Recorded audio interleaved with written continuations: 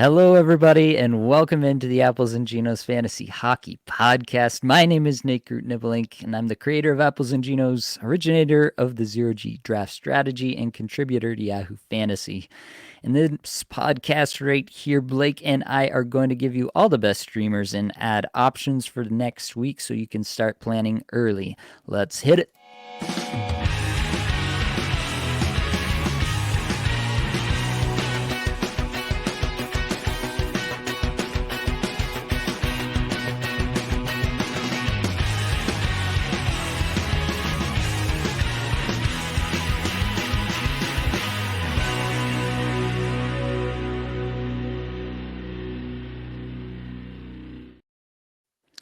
Now, of course, I have your friend and my best friend, Blake Creamer, here with me. Blake, how are we feeling tonight? We're feeling damn fine. Oh, yeah. This week has not been as good as last week was in terms of my leagues. We were talking a little bit about this offline. I'm getting pumped in a couple matchups here, and I don't like that. And it just reminds me so much of how fickle fantasy hockey is. Like, you do all this work, all this preparation, all these, advanced analytics. We're putting everything in our corner. And then, buddy, these guys go out and they can't do anything. They can't score any goals. They can't shoot. I mean, what the hell is happening? So, that said, I feel pretty good. I've been loving watching these games. You've been able to watch any of these? You have any time to kind of get into it?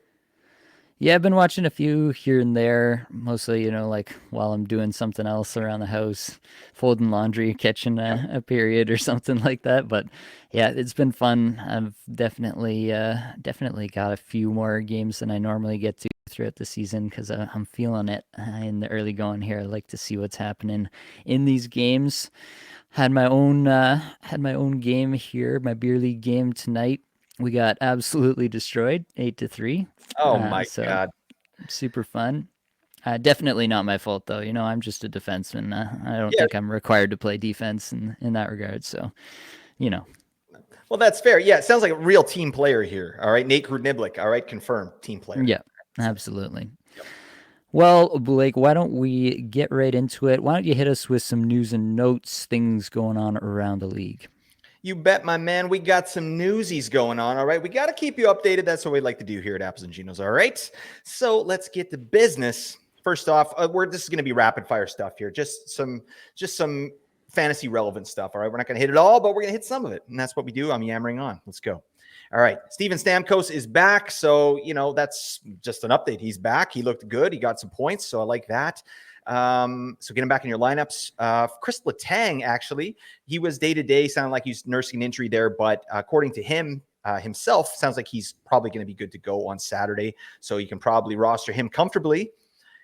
In New Jersey, Eric Holla is still injured. We haven't got an update on him at all. So, that's going to kind of suck because we will talk about New Jersey a little bit upcoming for their streaming schedule. And Eric Holla would have been a good choice there. So, he might not be available to us, and that stinks. All right. Moving on. We're talking about Alex Pietrangelo. He took a puck to the face. Yeah, well, honestly, Nate and I were looking for news on this man. There's not a ton, right? So you just got to check his status prior to game time. He's day-to-day currently. So, that's what it is, what it is. I don't know. I didn't get Pietrangelo anywhere. It's just, you know what? He actually kind of showed out a little bit in my projections, and I just skipped past it. I'm like, Pietrangelo's up next. I don't want him. Do you get Pietrangelo here, Nate? I don't know. Yeah, there's always been a guy somewhere that I wanted before I wanted Pietrangelo. So, yeah. Sorry, Pietrangelo. Thank you for your service. Sebastian Aho of the Carolina Hurricanes, again, was ruled out pretty much right before game time there. So that is kind of a positive sign to me. He's missed his second game, so that sucks, but I think he'll be back sooner rather than later. That's just a gut feel. We haven't heard anything there, so keep an eye on that. Also want to talk about Sam Bennett Dyson. He is traveling with the team, but we haven't heard anything about when he's going to make his, debut. Maybe he doesn't make it, right? But I think when he comes back, we got to seriously look at guys like Evan Rodriguez, Lewis Starnin, like guys like that, the fringe players on Florida that you may be rostering might have to kick him to the curb, and we might talk about that a little later as well. Cool. Now I want to talk about, there's just a couple things that are a bit more recent here. For the Buffalo Sabres, Devin Levi and Zach Benson. Benson's like a butler, right? Isn't that a butler in some TV show? Thank you, Benson. Thank you so much for bringing the car around. That's super. Sorry Sorry, I don't know where I'm going with that. But yeah, Levi and Benson are day to day with lower body injuries. Levi is going to rest next game, so you're looking at UPL for the next Sabres start, which is great for me because I drafted him in a 16-team league. I drafted UPL. That's where I'm at with my goalies in that league. Enough said. All right, one of the best names in the league, Ukko-Pekka Luukkonen. That sounds nice. He's going on the all name team, right, Nate? Absolutely. 6K. Oh, damn. Okay, I love that. All right, so yeah, he's going to go, and Benson, we'll find out tomorrow if he's going to play or not. But Benson is not rostered heavily in leagues right now, so that probably doesn't concern you. Okay. News out of Detroit: Robbie Fabry is going to be out for a month. So we talked about him last week in the waiver show, thinking he might be back. Obviously, he's not back, and now he's out for a month. So pretty much just forget about that man. It's no good. I think Jonathan Berggren, I don't know how to say that man's name, but he's called up for Detroit. So he's going to get some limited run there. I mean, deep league option. All right. Jonathan Berggren. Shout out to Jonathan Berggren.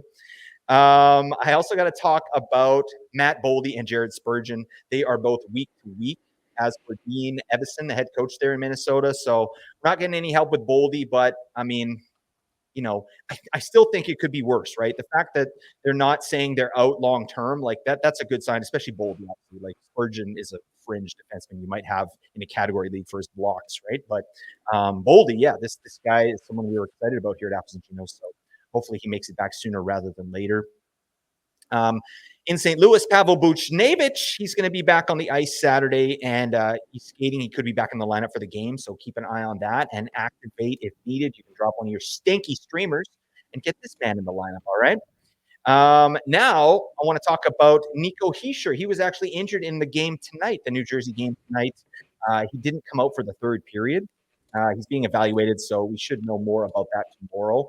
But that's pretty rough. Again, that will maybe give some opportunity if he's out, for a week. That's going to give some opportunity for some good New Jersey streams. So we have to keep a keen eye on the New Jersey lines there and see who's going to maybe pop up and take that spot. Right?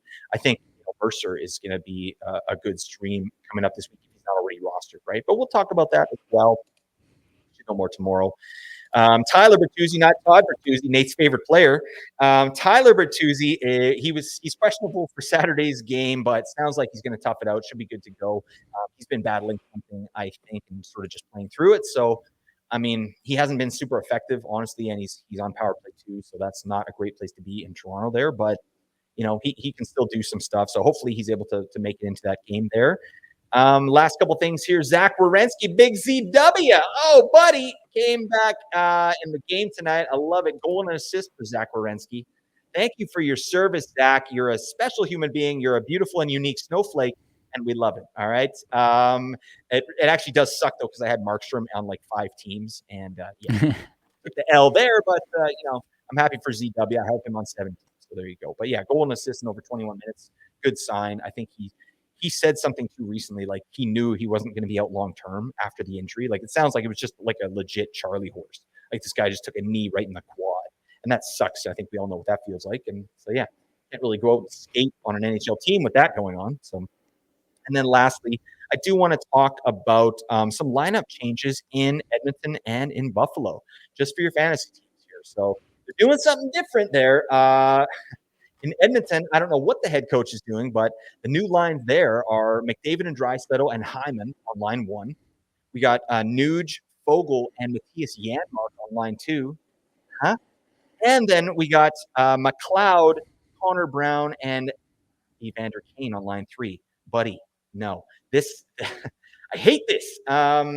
This is if this lasts for any period of time, Evander Kane he could be trending toward a drop, honestly, like because he's not shooting and hitting. I mean, obviously in cats leagues you're holding Evander Kane. If you got him in a points league, like this could really cap his ceiling, right? I had him for 60 to 65 points. So yeah, if he's getting a third line power play 2 treatment there in Edmonton, that's showing no good. So just keep an eye on that. That's what they're doing in Edmonton. I mean, they got to do something, right? They're not looking good.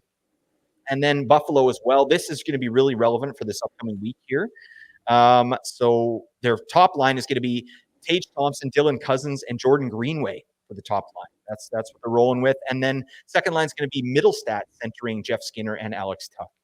So yeah, I mean that's significant, right? To me, that boosts the value of Casey Middlestat. right? He's now got much better wingers to play with. I mean, I like Dylan Cousins, right? And honestly, this could boost some value for Dylan Cousins, right? If he can find some chemistry with Big Tage there on the top line. But, we're going to have to see what this looks like. Buffalo's come out of the gate limping, just looking terrible, not getting any goaltending or defense. So, yeah, they're shaking things up, but that's really it. That's just the relevant fantasy news I wanted to hit you with here. Nate, now I kind of want to hear about the schedule. All right. We got to talk about week 2 and what the hell is going on. The NHL is just trolling all of us fantasy managers with these garbage schedules. And Nate's going to tell us all about it. Yeah, it's pretty awful. We'll just dive right in. But Monday we have one game. Tuesday we have all 32 NHL teams in play with 16 games.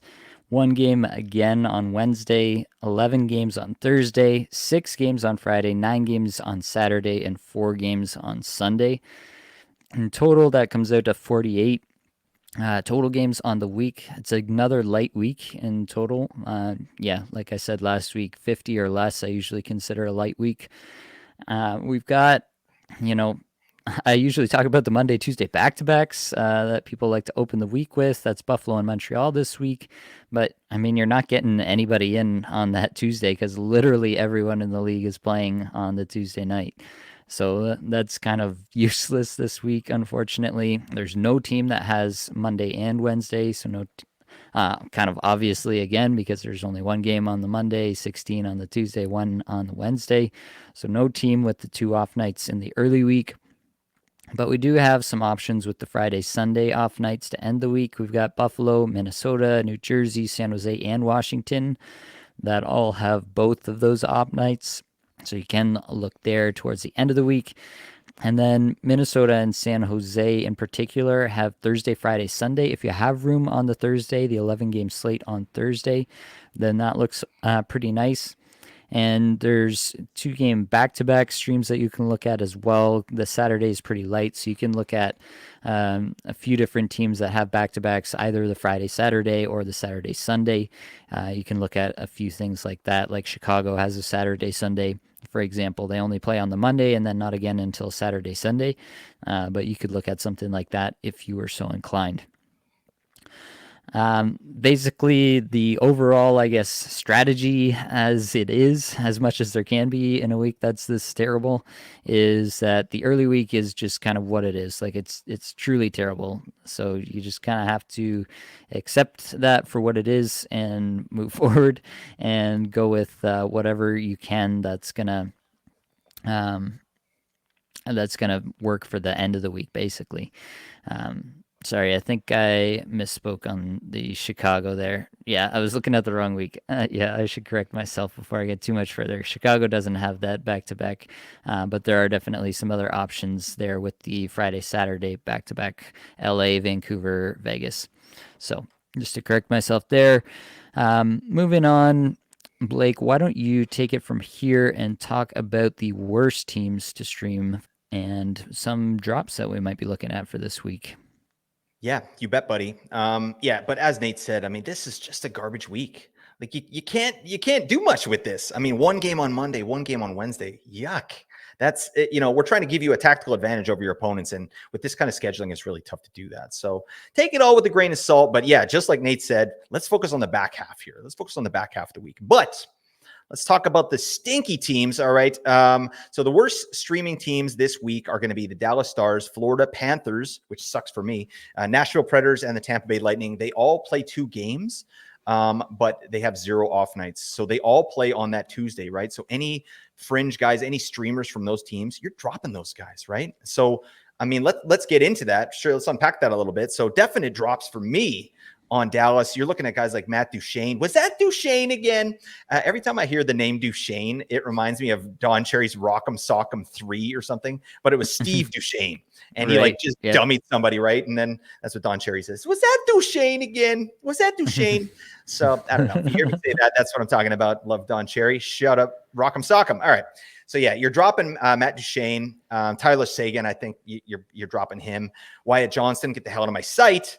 And then in Florida, it gets a little rough, right? Like, do you drop Forsling? Like, he's done nothing so far, right?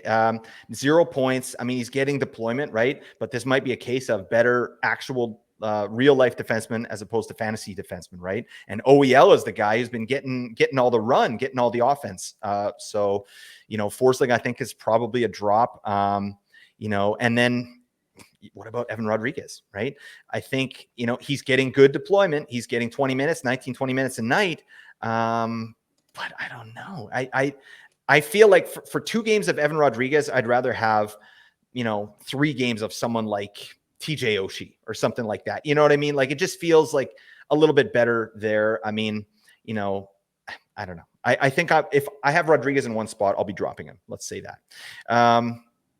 And then OEL, you have to think about that as well. Like, if you're holding him, I mean, is he worth holding through this really bad week? Like, have you lost your first 2 matchups? Do you need a dub here in your 3rd matchup? Like, I would probably drop OEL, right? You gotta do what you gotta do, right? And I don't think he's a guy you just hold at all costs. So that's it for Florida there. But that's going to really suck for me. I went Florida heavy this year on pretty much every team. One of my teams, I've got like 4 Florida players, and they're, so yeah, that's going to be a rough week for me there, but that's fine.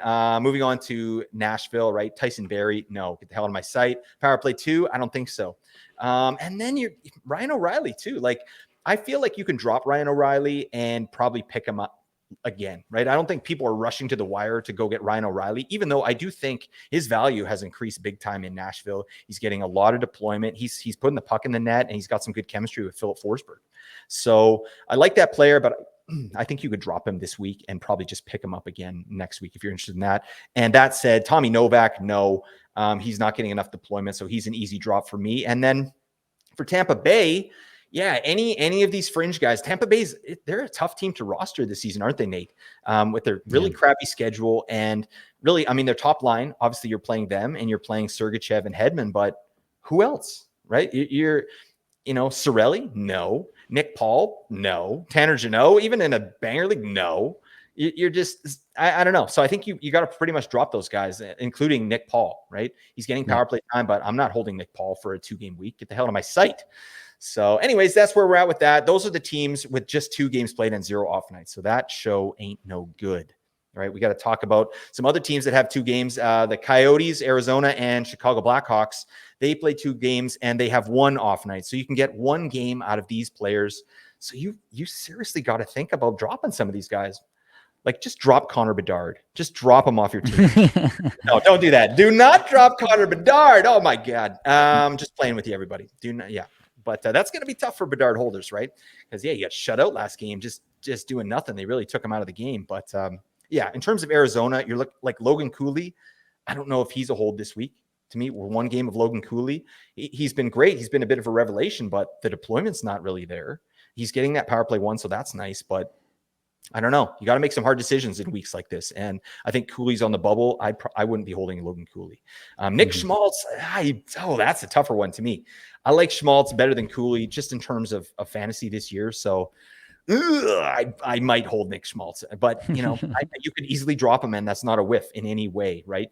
And also, you could probably just go pick him up again. This guy gets massively disrespected all the time. I mean, what's his rostership, Nate? I'm just trying to look it up myself. 35. 35%. Yeah, drop Nick Schmaltz and go pick him up later. 35%. That's terrible. All right. He might be the new Boone Jenner. I might have to start talking about this man because he's crushing to start the season. But yeah, he's gone. Barrett Hayton, no, right? We can get rid of him. And then if you're looking at Chicago, even those top line guys, besides Bedard, anyone besides Bedard and probably Seth Jones, you're out on. So Taylor Hall, no. And then Ryan Donato, definitely not, right? Those are going to be drops for you. And then there's 12 teams with 3 games played and 0 off nights. So, I'm not going to go through all those teams, but yeah, you can just see kind of what we're working with here this week. It's going to be really tough. And especially at the beginning of the week, it's just hot garbage. Like 1 game on the Monday, 1 game on the Wednesday, and then everybody on Tuesday. You can't do anything for the first 3 days of this week. So that's really rough. Yeah, I think really the key thing to think about with this week and think about who you're dropping is, if you've got any of these guys with the 2 games played teams, you really got to think about dropping them and moving into somebody else. Focus on the end of the week. Give yourself some flexibility at the end of the week. it's going to be a week that's going to be just kind of determined by the players that you have on your roster a little bit. Like if your stars perform like stars, you're going to win your week, and if they don't, you're probably not going to win your week. It's going to be a little bit like that. We're a little bit limited with what we're able to do streaming wise. So save some ads for the end of the week, and if it gets to that point and you're like this matchup is out of reach one way or the other, then look ahead to the following week on the Sunday and use those ads, to prep for the following week after that. So get yourself a little head start there if that's the way that kind of your matchup is shaping up at the end of next week. And yeah, take a look at your Thursday in particular with the 11 game slate there. These teams that, 3 games played and 0 off nights. If you're not getting a player in on Tuesday and on Thursday, then, that's a player that you should definitely be looking at moving off of for Washington or, some of these other teams with the good schedules that we're going to talk about here. Yeah, absolutely, buddy. Again, just reiterate that. I'm so glad you said that, Nate. Yeah, save your ads. You know what I mean? You might want to make one ad to start the week. Like just add a player that you're looking at for the back half of the week, add them on the Monday, right? Yep. And then just hold, right? Like lock that player down, and we'll talk about those players now, but save it. And then you might just have to prep for your next week, right? But I hate these weeks, buddy. I like them because I like the teams that I drafted, but yeah, you're just rolling with the horses that you drafted and hoping it all works out. But if you listen to Apples and Genos, you should be all right. Am I right, Nate? Absolutely. Hell yes, that's how we do. All right, let's get to biz. All right, let's move on to the teams, the best teams to stream, the stream team for the cream. All right, that's how we do. All right, we got 3 teams that have a pretty decent schedule, and they are Buffalo, New Jersey, and Washington. They all play 4 games and 3 off nights. So Buffalo does have the Monday, Tuesday back-to-back. Then they play Friday and Sunday, right? So, I mean, it'd be nice to get, someone in on that Monday. Like we're not advocating that, but yeah, if you pick up a Buffalo player, you'll get the Monday, which is pretty nice. And then you could maybe move on to somebody else, for the back half if you want. It's kind of like a stream for one game, but you probably just want to hold them. But anyways, that's what Buffalo's doing. New Jersey, they play Tuesday, Wednesday back to back. Then they play Friday, Sunday, and then Washington plays the same as that. So Tuesday, Wednesday, then Friday, Sunday. So those are your best streaming teams. Some of the players we're looking at here, starting with Buffalo. I think Owen Power has to be rostered this week. He's 47% on Yahoo rostered, and he's power play too, but he's still getting a ton of minutes. To me, he's like he's kind of like Jake Sanderson without the power play 1. Like he's in that realm, and I think he can be valuable in that way. I love the deployment that he's getting. So I think, once Buffalo starts to figure this out, I mean, they could put him on power play 1. I mean, they're just they've come out the gates pretty slow, so they're farting around with their lineups. So Owen Power is going to get a ton of deployment. So I think he's got to be owned this week. You can also look at JJ Peterka. He's a third liner there, power play 2. But for Buffalo, for me, I think Casey Middlestat is the clear winner in terms of who you want to pick up from Buffalo, right? And he's only 13% rostered, right? And he's bumped up because he's playing with Jeff Skinner and Alex Tuck, right? Jeff Skinner, the twirly woo. Oh man, I'm trying to get that to stick. I don't know. We'll see. Nate, are you on board with this? I have not subscribed to the twirly woo train just yet. Oh God! All right. Well, that's not a glowing endorsement, but we'll work with that. We'll fix it in post or something. I don't know. They'll do a focus group. Anyways, yeah. So Casey Middlestat, I think that's the guy you're looking at, and he's out there, only 13% rostered. So I love that. You could go Jordan Greenway or Zach Benson as well. We got to check on Benson's injury status, and yeah, I mean he's I don't know. He's a swing, right? He's more of a swing to me, right? But obviously a clearly offensively talented player. And if he's put in a good position, like he's going to get some points, right? And then for New Jersey, take a look at Eric Halla. You got to check his injury status. I think he's a great stream. Andre Palat is probably the best streamer to me from New Jersey because he's on the power play. He's getting power play time with these beauties, and their power plays are all stupid over there in New Jersey. So, I mean, this guy's out there. So I love that, right? Third liner, but he's on power play 1/1A. I don't even know what they're doing there. Shout out to Dougie Hamilton, had a big night tonight, crushing on power play 2. Guy had like 7 shots. So anyways, we love big Dougie here. I'm digressing, but yeah, I think Palat's probably the guy you want to look at there. You can look at Holtz. I mean, take a look at, make sure Mercer's rostered this week as well, right? He should be a little higher, but if he's there, you got to add him. And then for Washington, you're looking at that B for Tom Wilson, I think, is a fine ad this week. He does stuff, right? Obviously, he hits, so he's great in a Bangers Cast League. He should be rostered there anyway, but he's on power play 2 right now and getting the top 6 treatment. So I don't know. I like Tom Wilson this season. I think with the contract that he signed, I feel like they're prioritizing him a smidge more. I think he's a little bit more a part of their plans there, right? Instead of like some, third line silly goose that goes around just, getting suspensions. So, Tom Wilson, Rasmus Sandin, Nate's favorite player. Nate, are you picking up Rasmus Sandin this week or what? Yeah, I definitely think I would. I think I would put him in a pretty similar category to Owen Power, to be honest, for this week. I'd probably think Buffalo's offense has a better chance of scoring a little more. Excuse me, but yeah, overall, I think Sandine is probably pretty similar to Power in most respects for this week. Yeah, I love that. And yeah, he's getting a ton of deployment. So keep an eye out for Sandine there. And then you got Old Faithful Yevgeny Kuznetsov. He was doing nothing except, being a freaking cheat code in the shootouts. I don't know what this man's issue is, but they got to come up with a rule to stop this man because he's amazing. But yeah, Kuznetsov's out there, right? Dylan Strome I like a lot better than Kuznetsov because he's moved up the lineup there in Washington.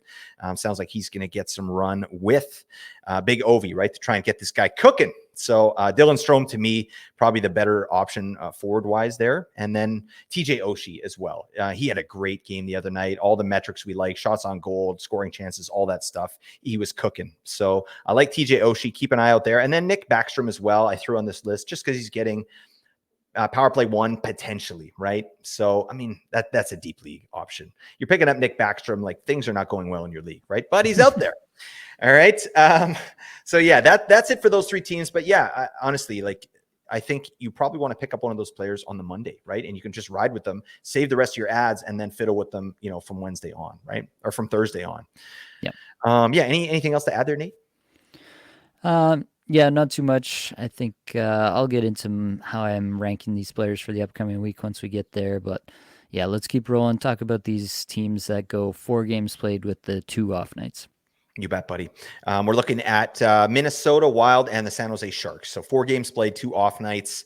And we'll just rip through some of the players there. Minnesota, you're looking at, go check and see if Ryan Hartman's out there, right? He's centering, Kaprizov and the Zucchini Man. Yeah. I mean, that's a plum deployment for everybody except for Ryan Hartman. He's not getting any points, but that's fine. Thank you for your service, my man. He's out there just, pumping them up, cheering them on, and that's nice. Also, Brock Faber. This guy is getting a little bit of run there in Minnesota. He's obviously got the eye of Dean Evason there. I think he likes what he sees, and he's feeding this kid minutes, right? He's not really doing much with it, at least fantasy-wise, but looks like a real player there. So, I mean, Brock Faber, kick tires there. I think the 2 guys I'm interested mostly on Minnesota are Kalen Addison and Marcus Johansson.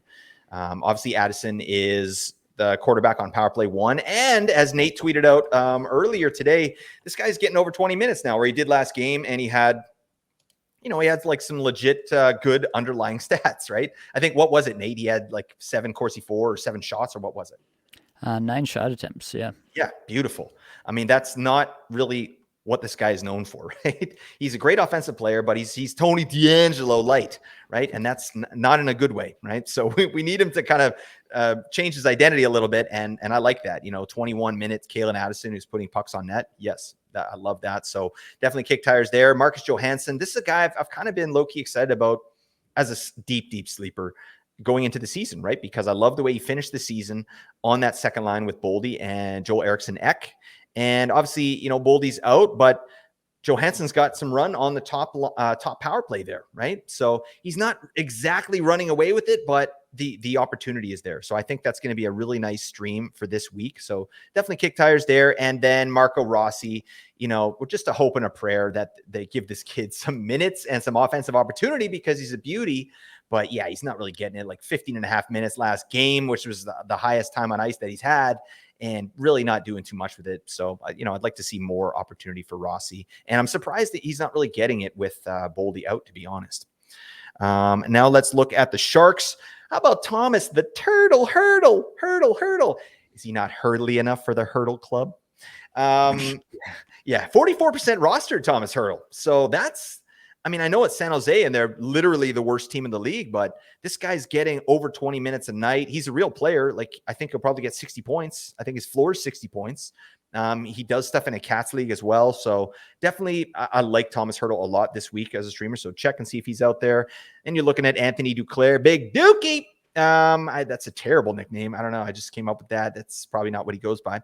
Philip Zadina is getting some run there. Thomas Bordeleau. Oh my God, we're scraping the bottom of the barrel.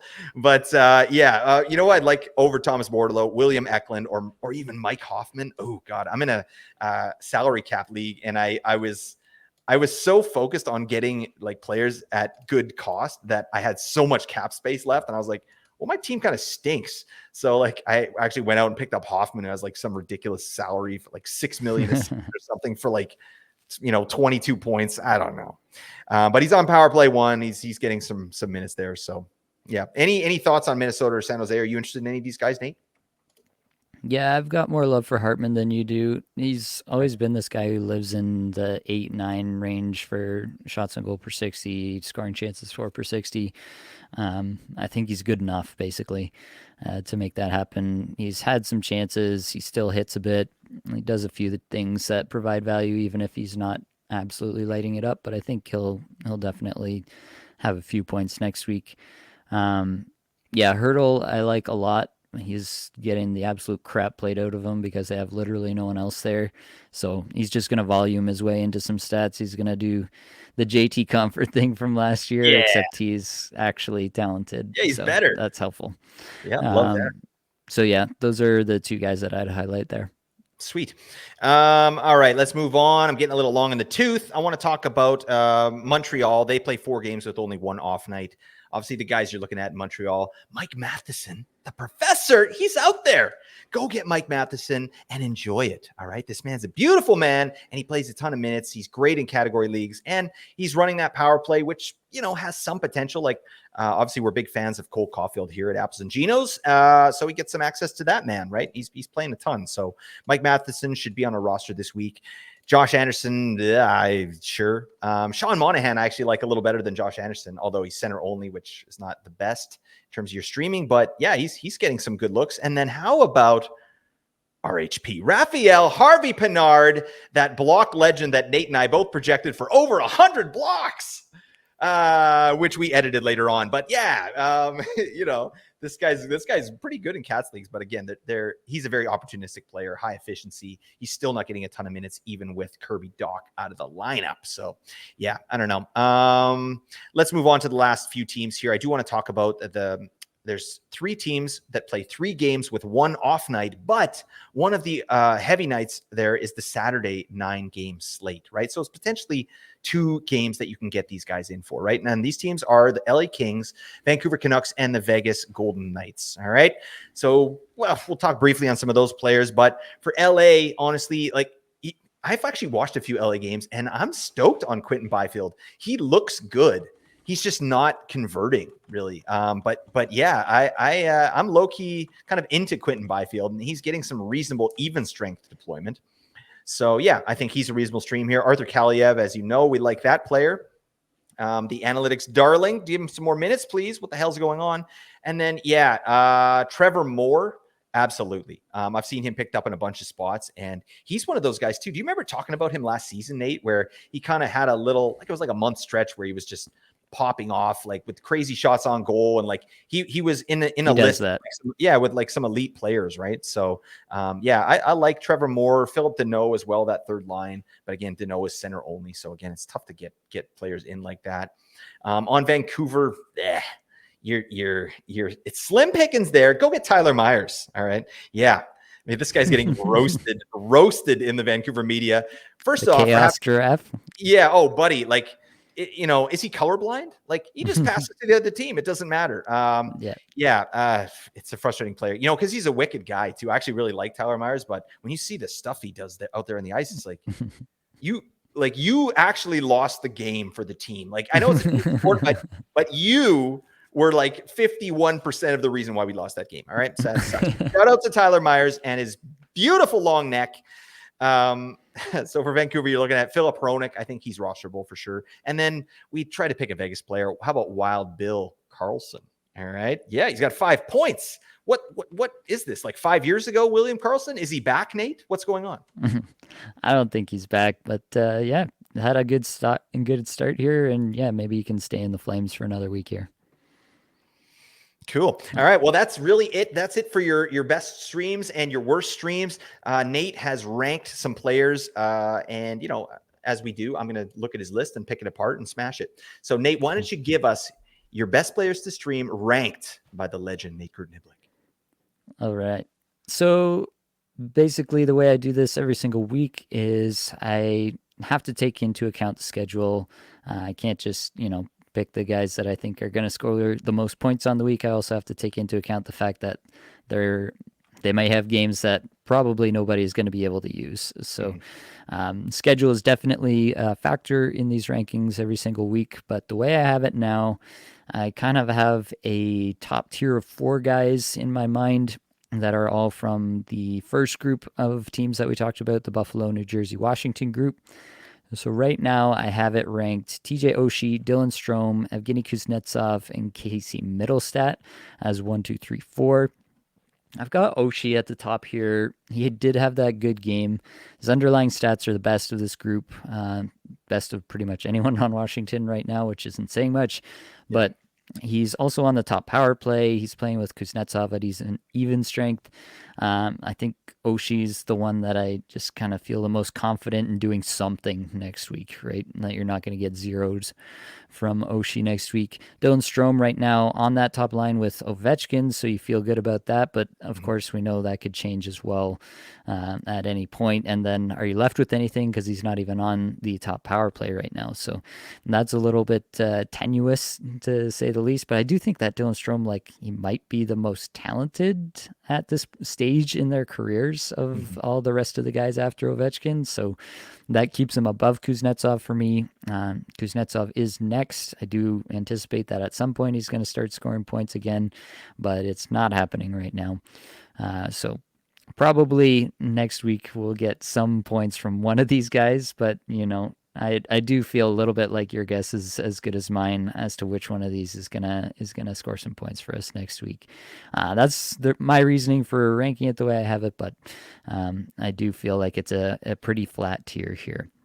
And then Middlestat is a guy that I just have no confidence in. I have no confidence in the lines staying the way they are with this new update for more than like a game. It could very well be switched around again. And Middlestat is a guy who like gets hot for like 3 games. He scores like 8 points in 3 games, and everybody's like, "Oh yeah, Casey Middlestat, he's incredible." And then he goes on like a 17-game cold stretch where he only has like 3 assists, and everybody forgets that he exists. So, yeah, I mean, I'll rank him here as long as that deployment holds. If that deployment does not hold, then Casey Middlestat plummets down this list for me. Absolutely. From that point onward, I'm getting into some of the other teams. So I've got Hurdle here along with Ryan Hartman from the 4-game 2-off night teams.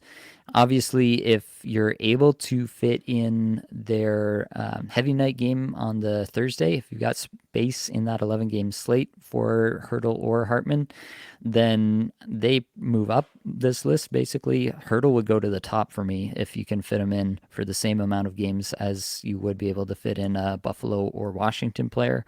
And then Hartman probably goes right behind him, to be honest. I just feel like Hartman's deployment with the top line there is pretty set in stone at this point. He doesn't have power play one, but he's probably more set in stone in his deployment than any of the Washington guys that I mentioned or Middlestat. So that's probably how I do it if you can fit in Hurdle or Hartman for the Thursday heavy night.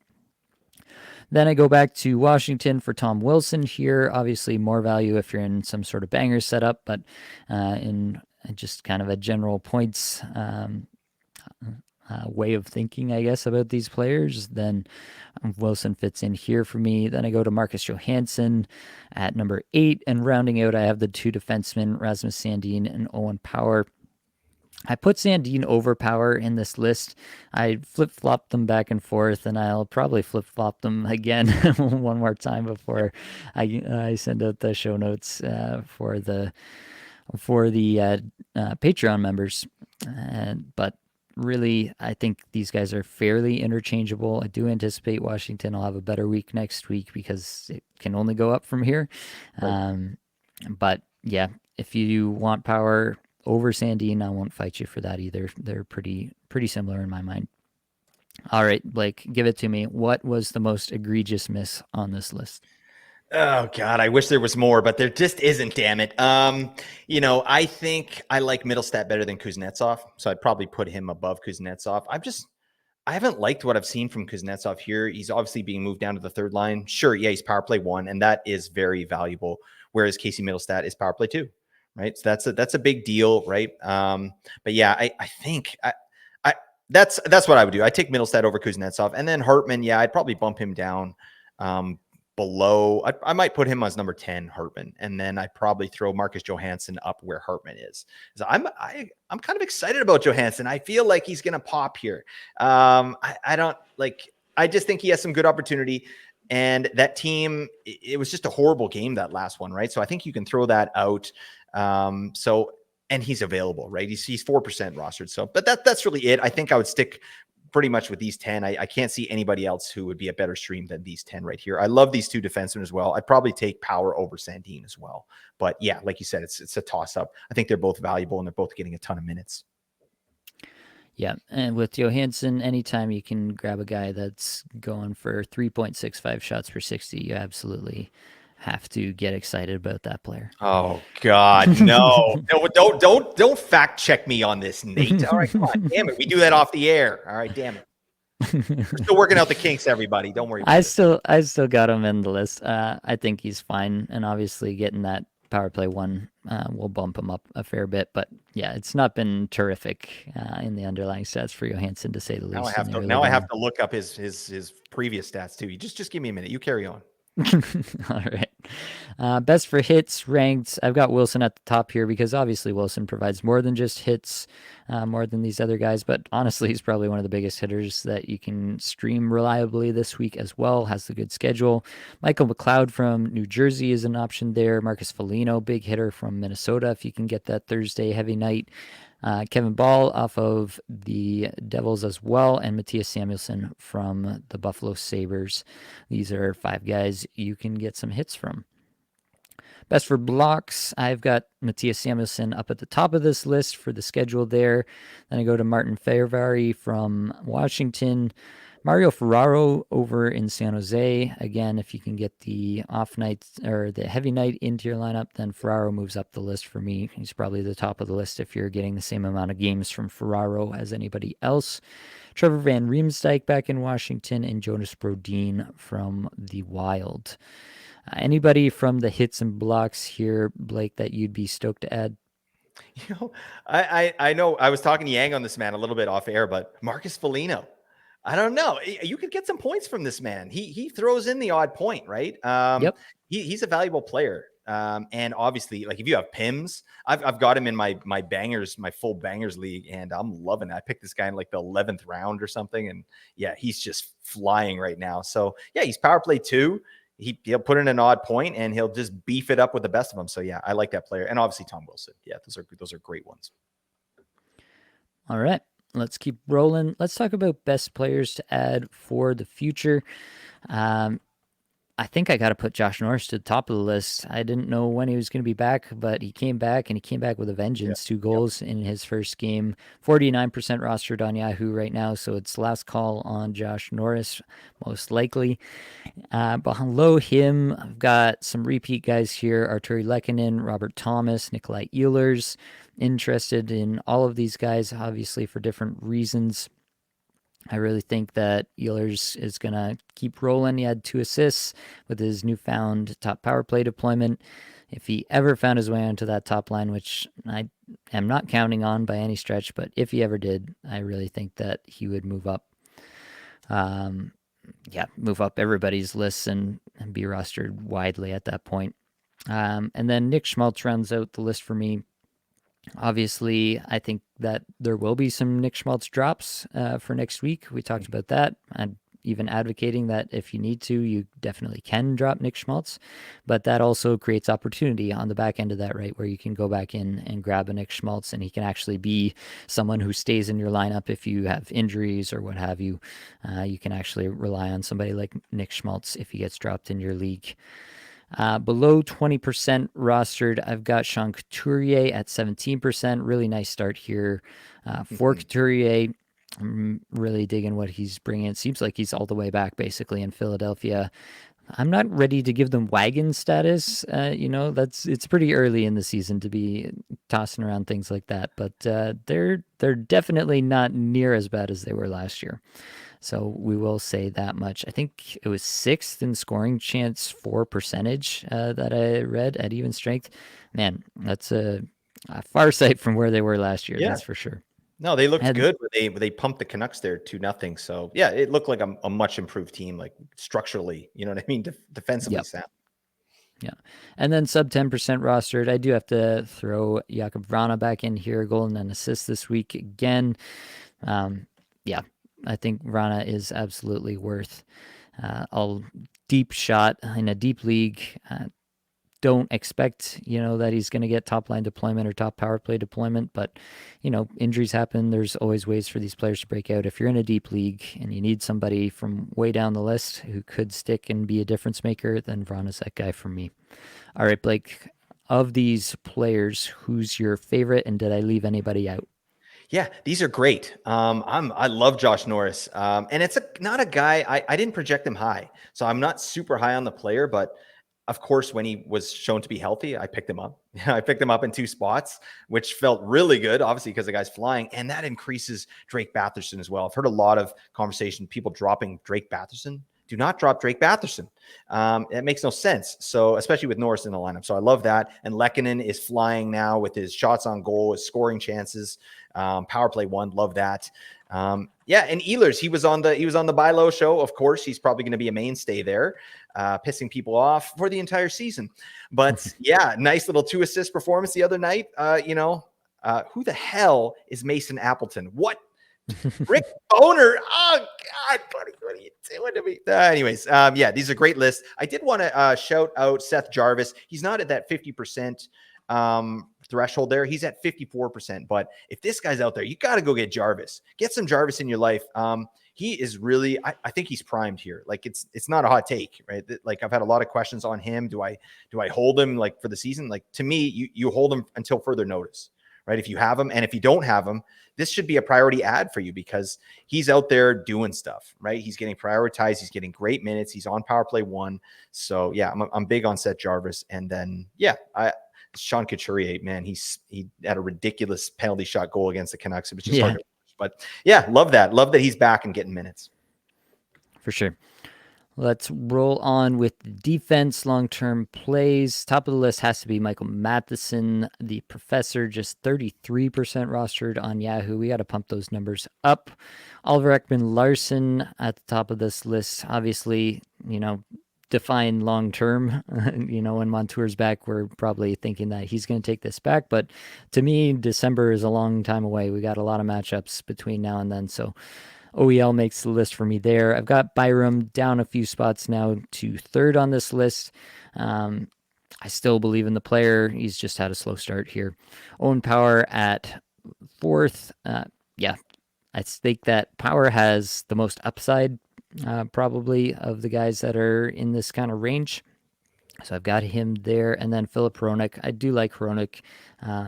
Good underlying numbers throughout, and he's getting an absolute butt ton of minutes over there in Vancouver. So any kind of scoring outburst from Vancouver, Hronik's probably just going to run into some points by virtue of being on the ice. So you can definitely do worse if you need a fourth D or a injury replacement or what have you than picking up Philip Hronik and riding with him for a while.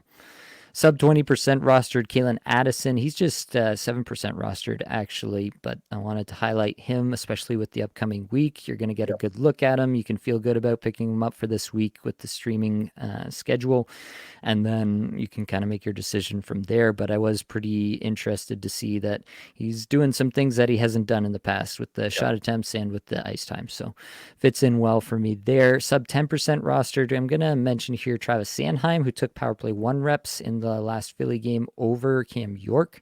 I don't know if that'll stick or not, but also Travis Sanheim, one of these guys who's just getting every single minute for the Philadelphia Flyers, was over 27 minutes in the game the other night. So definitely think you can do worse than Sanheim. He's not much peripherally, so there's a reason he's down the list here and not rostered in a lot of places. But if Philly's gonna keep kind of rolling like this, then Sanheim in a deep league, you can definitely do worse. Throw out an honorable mention to Pavel Minchikov, the rookie over in Anaheim. Had a nice little game for himself, popped an assist, played on the top power play unit, which is obviously of the Yeah. most interest for us. And, he's tossed around a little bit of the banger stuff as well, so he's not hurting you there. That's always nice. Yeah, he's got 6 hits and 5 blocks so far on the young season in just 3 games. So he's definitely doing a little bit of everything at this point. So we like to see it. As long as he's on the top power play, I think he should be picked up pretty much everywhere. So I like Minchikov a little bit. I don't know how long I expect this to last. The deployment seems like they try everybody but Cam Fowler, and they just keep going back to him. But we'll see. As long as there's a chance, I'm willing to take it here with Pavel Minchikov. Thoughts on the defense here, Blake? Yeah, love it. I think I'd rather have Cam York even on power play too than Travis Sanheim. I think he just brings more to the table. I think Cam York played 26 and a half minutes himself in the last game, that 4-1 win against Edmonton. And he's putting up some decent periffs at the very least. Like, he's only got 1 goal in the season, but like, reasonable peripherally. I think he'll take power play 1 back. I think they like the player. And watching that game against the Canucks, he looked good. He looked really good. He's really slick. So that's a nice player they have there. So, I mean, potato, him and Sanheim. I think if you're going that deep with your D, giggity. Dear God. Oh, that's about the worst one. Yeah. Cam York is excellent. Let's agree on that. All right. And then I do want to I love your Minchikov take. Cam Fowler, buddy. I always say about Cam Fowler, and I've said this before, but this is like the guy, you're dancing all night at the club. You're having a real nice time. All right. You got a few drinks on board. And then, they turn the lights on. You're like, oh man, the night's over. And you start looking around, you're taking a look, and then who's sitting right there? It's Cam Fowler. And you're like, okay. And then you go up to Cam Fowler and you're like, hey buddy, you want to be on my fantasy team? And he's like, yeah, all right. Yeah, I got nothing else going on, right? And then you walk out together, you get in the cab, and then boom, there it is. All right. That's Cam Fowler. He's that late night beauty. I don't know why I'm digressing on Cam Fowler, but shout out to Pavel Minchikov. All right. We got to get through goalies here. Got 3 names for you as potential long-term pickups and holds. Philip Grubauer is still under 50% rostered at 45%. Honestly, I think like Decord had a start the other night, was not a terrific start, so I think they go right back to Grubauer again. He'll probably get 2 starts in a row. I think they'll probably be on some sort of like 65% rotation with Grubauer getting the vast majority there. Definitely think Grubauer should be rostered in just about every league. It seems like the offense finally got unstuck in that Yep. big win against Carolina. We'll see how that translates. They got the Rangers, Detroit, Carolina, so they got some teams that are playing well again coming up, but I do think that Grubauer is a goalie that you can pick up and hang on to for a little bit here. I have Jack Campbell here. It's really just an upside play, which is something that I love to do with goalies. It's like I ask myself the question, so what if this goalie plays well for the next little bit? What's that ceiling really look like? And with a team like Edmonton, you expect them to turn things around, even if the lines are a little wonky right now, and not to Blake's personal preference there. But I do think that Jack Campbell is going to get lots more opportunity, and Stuart Skinner has not looked great to start the season. So Campbell, 43% rostered. He's out there. John Gibson, I really actually like what Anaheim is doing in the early going here. They look like an actual team for once in their lives. It seems like they're not actually like just deciding to tank from game one of the season. Seems like they might actually be interested in trying to win some games this year. It's still not a terrific team and they're still going to get outshot and all those things, but I think that this might be just a slightly upgraded version of the Anaheim teams that we've seen in the past number of years. And so I think Gibson gets some value out of that. Sub 25% rostered. It's really rough this week. We'll probably get, there'll be injuries and things will come out in the wash. But right now I'm throwing Peter Mrazek out there. Chicago's looked not terrible, I guess. They got obviously whitewashed by Colorado, but that can happen to just about any team. So I'm not going to let that get to me. I think Mrazek, you can do worse if you're in a deep league and you absolutely have to have a goalie that's going to get you a few starts in the upcoming weeks. What are your thoughts here, Blake? Yeah, not too much. I think Jack Campbell is still my choice there in Edmonton, and I picked him up in a spot and obviously took the L there, but I'm comfortable rostering him, just like you said, because of the ceiling, right? And I just trust him a little bit more than I trust Skinner. But yeah, they're in a little bit of trouble there in Edmonton with their tandem. So hate to see it. Get these guys into the Stanley Cup final, for God's sake. All right. Let's roll into our last little section here. This is the head-to-head streamer deathmatch, newly named because of Blake's over-the-top analysis last week. But it's the name, and we're going to go with it for the rest of the season now. I get to decide these things because I write the show sheet, and I talk through this part. So last week, I took Matt Coronado. Blake led things off with Daniel Sprong. Sprong has been atrocious, and Coronado has been slightly less atrocious. So I'm winning. Hurtful. Right now, I'm winning. We're using Cacuffle points to decide who wins. Coronado's got 7 so far with 1 more game this week, and Sprong's got 2 with 2 more games this week. So we'll recap it on the Sunday show and tell you who actually came out ahead. But so far, I'm feeling fairly confident about my choices and actually pretty happy that I didn't go with my top streamer in Andrew Mangiapane because he's been awful. Yep. And Andrew Mangiapane is approaching dead to me status at this point. So friends off. He just pulled the rug right out from under me. Great first game. The shots were there. Everything was there. And then literally has forgotten how to take shots on goal since then, despite terrific deployment. I don't know. Yeah, I don't know what he's doing. Literally zeros across the board in the game against Columbus here tonight. I don't know. He's going for a free skate. That's nice. Yeah. Yep. All right. We got to pick some players for the next week. So in this particular case, we're just doing, a couple points. We're not taking schedule into account. So we're kind of expanding the pool for ourselves a little bit with basically, I think we're probably going to pick only players from the 4-game teams every single week and roll that way. So I'm going to go with Thomas Hertl. I mentioned earlier, if you can get the Thursday game out of Hertl for next week, then he immediately shoots to the top of the list. And so for me, with the first pick this week, I'm going to take Thomas Hertl. What do you have, Blake?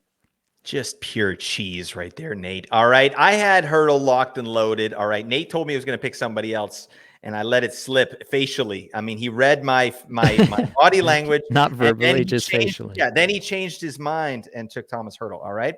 But that's fine. I'll recoup here. You know who I'm going to take? I was going to take Oshie, but I don't like the deployment. Honestly, he had that big game in only 13 minutes. So I don't know. Oh, God, I should take Oshie, shouldn't I? No. You know what? I'm going to take Nate's favorite streamer of the week, Casey Middlestat. Ugh. Book it. All right. We'll see. At least he could get a bunch of assists, and that's fine. He doesn't have to shoot to get assists, Nate. All right. Do you know that? All right. So I'm taking see. I'm going for a ride with Casey Jones Middlestat. All right. We're getting to biz, and it feels right. All right. Well, that is just about going to bring us to the end of this one. Before you go, please go to the Apples and Ginos website and check out the daily summaries getting posted by 18 Skaters, Mark Barber. Absolutely terrific information that he's posting after every single night of hockey. You get all the biggest performances, not just the counting stats, but the underlying stats as well. All terrific stuff. So definitely make that a part of your morning routine to go over to applesandgenos.com and check out the latest article from Mark over there. While you're here, you should definitely check into the show description and get yourself into the Apples and Geos Discord server. We've got tons and tons of fantasy hockey managers talking nonstop about fantasy hockey every single day, every single hour of every single day at this point. If you need some additional help, then the Apples and Geos Patreon is available to you for a quick monthly subscription. There's a $5 tier and a $10 tier, depending what you're looking for, but both will get you access to show notes, like the show notes for this one, get you all those waiver wire pickups that you need, and also it'll get you a chance to ask me any question you want. I guarantee an answer to every question for all my patron members. And if you've made it this far, if you could drop a like and subscribe on YouTube, if you're listening on the podcast, a rating and review over there does go a long way. The Apple Podcasts people are falling terribly far behind the Spotify listeners. I'm trying to create some artificial rivalry here to get the Apple podcast reviews and ratings up. I don't know if it's going to work, but damn it, I'm going to keep trying. So Apple Podcast listeners, please feel somewhat dismayed by this news that the Spotify listeners are outdoing you in terms of the reviews and the ratings. And yeah, let's step up over there and get some more ratings on that, if you so please. Hey, Nate, I think the Apple podcast guys they're a little meaner too. I just got a funny review. Someone said I sound like a coke-addled tech bro frat boy. All right, that's a little spicy. I don't have a cocaine problem. All right, I can quit anytime I want to. I just don't want to. All right, that's how we get from A to B. All right, book it. All right, sorry, I had to put that up there. That was probably my favorite review we've ever received. That's the best review I've ever seen. Yeah, I love that. And thank you for the 4 stars, my man. I appreciate that. I'll take the feedback, the 1 star knocked off. That's nice. All right. Well, that's all we've got for this episode. Hopefully it brought you some value, helped you get a little bit better at fantasy hockey today. All the advanced stats you heard today came from Natural Stat Trick, which is a terrific free resource. Many thanks to the band there for supplying the music for this podcast. Be sure to check out their Spotify as well. That's it, folks. Much love.